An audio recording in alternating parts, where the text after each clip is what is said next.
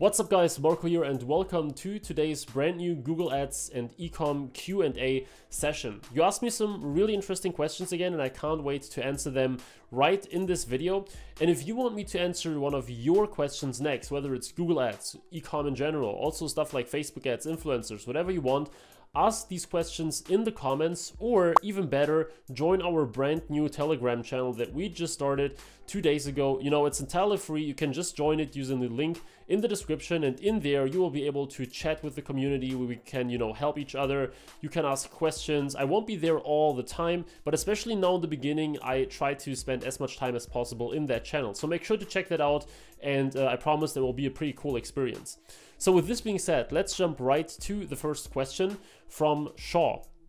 And Shaw asked me, you know, I'm testing products from a general store. Do you think it's a good idea? Because the general store model is giving me more flexibility in choosing products. What's your thought on this? Well, Shaw, I have a very strong belief in niche stores, and let me explain. So I know it's kind of tempting to use general store with, so this is in context to Google Shopping and Google Ads, right? I know it's quite tempting to use a general store with Google because you think that people are looking for your products anyway. So you think that the buying intent itself should be totally enough to convert those people because they're looking for the product anyway.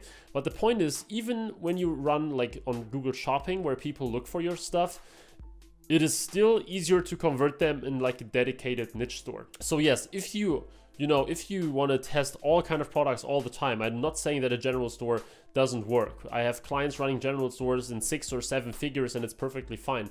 But when I look across the board, right, across the hundreds of stores that I've worked with in the past, my stores to this day have always been niche stores or even one product stores.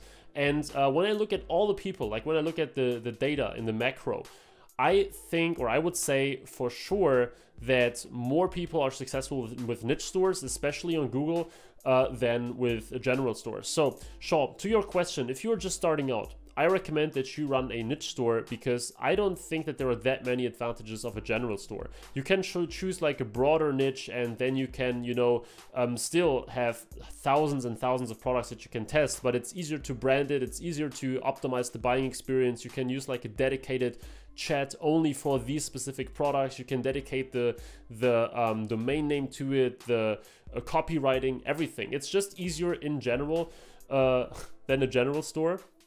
But you know, if you already run a general store and you don't want to switch, it's totally fine as well. You can make sales with general stores. It's just if you are starting. Then we have Kim, and the question is, have you tried YouTube display ads? Do you think they work like Google Shopping since it's people searching keywords and it pops up first? Well, they definitely don't work as well in converting people as Google Shopping ads. So yes, you can use keywords on Google on YouTube as well, but they are not as accurate. So let's say you enter a word like yoga mat, as always, right? So let's say you want to target people entering the word yoga mat with your ad, right? The problem is that, first of all, the keywords are not that accurate, so you might show up for all kind of stuff, and then you know, it's just a little ad talking about that product, and it's just basically like the display network. Now I know that if you use smart shopping campaigns, for example, that they will show up all over the place. You will basically they will basically distribute your ads on display, on YouTube, shopping, wherever you want.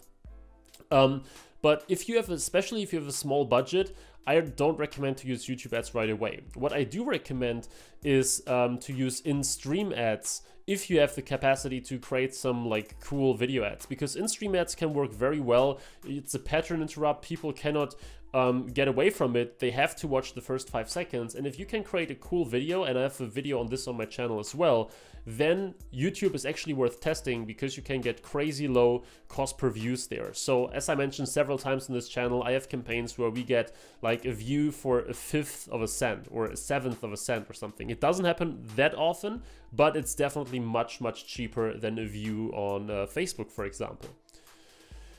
Great value. So Mohammed said, great value. I started a single product shopping campaign with $25 budget, manual CPC, and I'm not getting any impressions or clicks. I raised the bid up until more than the recommended high top of the page bid and still zero everything. Do you know what is the issue? My product has over 100,000 monthly searches.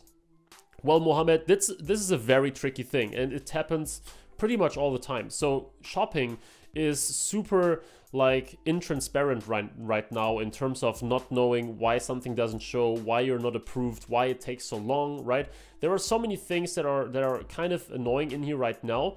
So you can never tell 100%. In your case, and I already answered your comment right away, I would try the following. So first of all, massively increase your bid, like to $3 or $5, even $7, just so that you can kind of exclude that as the root of the problem, right? If you spend like $1, if you bid $1 right now, there are actually niches where you cannot get anywhere with $1 CPC bids. So try with 3 or 5, then you can be pretty sure that if you still don't get impressions, then this is not the issue, because there is barely any niche where you don't get impressions with $3 or $5.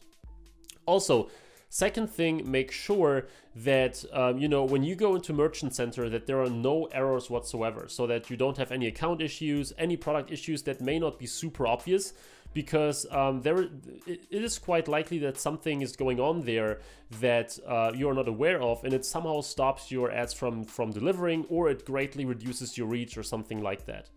And the third is that you should review, or if you have the same issue, you should review your feed again. So have a look at your title and your description especially. I have cases where people were so, you know, basically their data was so bad that it was almost impossible to Google to connect them to the right search queries. And as soon as we kind of fully optimized the whole thing again, then they were starting to delivering.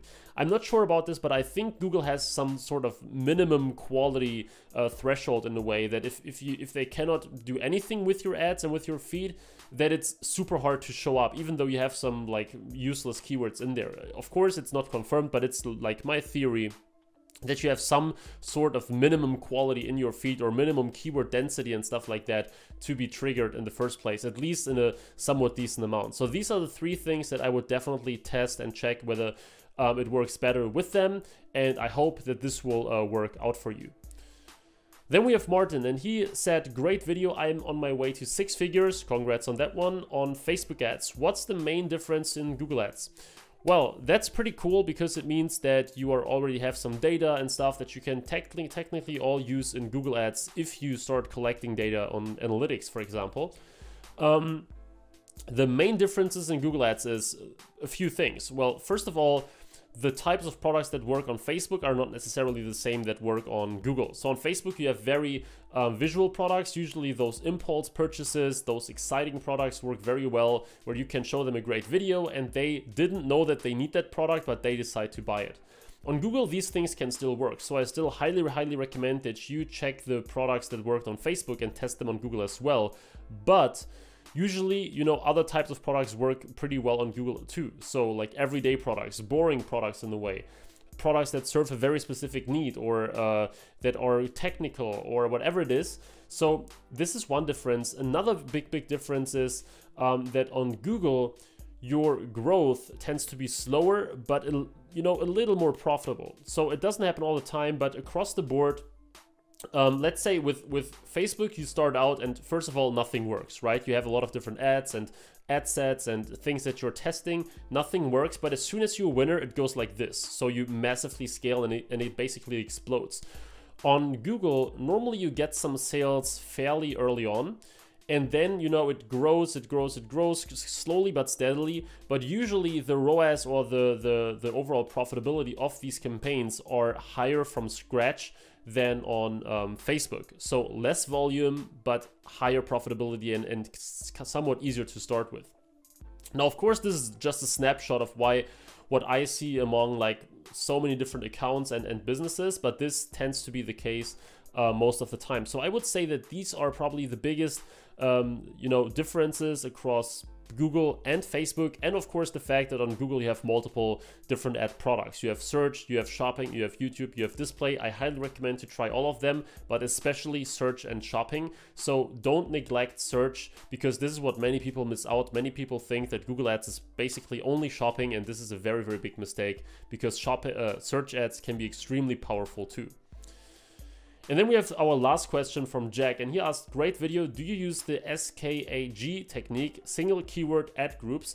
I've been using this on all of my keywords. Is there a downside doing this? So for those of you who don't know, as the name says, single keyword ad groups means that you have one ad group and only one keyword in that ad group. And the good thing about this is, the reason why people do that is because then this ad group is super relevant.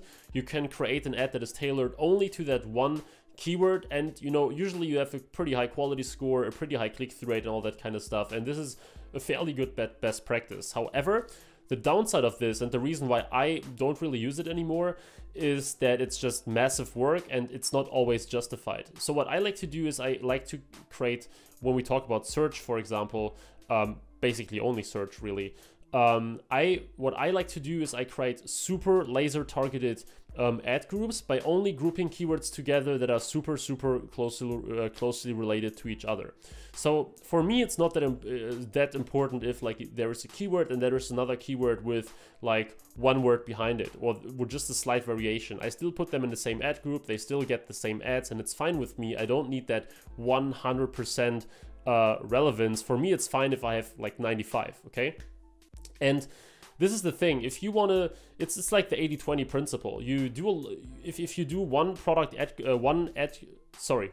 keyword ad groups, yes, like that. If you do it like that, it's a ton of work. It also gets kind of messy sometimes because you have that many ad groups all over the place, and it's not always easier and better to manage. So I recommend in most cases to not use the single keyword ad group technique, because then it will just be easier to manage, quicker to manage, and you get like almost the same results. So for me at least, it's not really worth the effort. This being said, guys, thanks for watching this video to this point. I hope that you got some value out of it here today. Again, as I said in the beginning, make sure to comment your questions on the comment section here on YouTube, or of course join us in our Telegram, where we can discuss all kind of things and take your business to the next level with all the input that you will get from there in the near future. As always, if you want to take your Google Ads skills to the next level, get a jump start compared to your competition, and just dominate those people on shopping, search, make sure to check out the eCom PPC Academy in the description. On the weekend, I will release the new 3.0 version that I've been working on for 2 months, and then it will be like fully designed for 2019 Google Ads domination. So everything in there, shopping, search, display, YouTube, show you the newest techniques, the strategies that I've been applying recently. And if you don't want to miss that out, make sure to check it now. You will get a free update to the new version as well. This being said, thanks for watching, guys. Please leave a like and please subscribe if you want to see more of this content, Google Ads and e-commerce stuff. And I hopefully see you in the next video as well. Bye bye.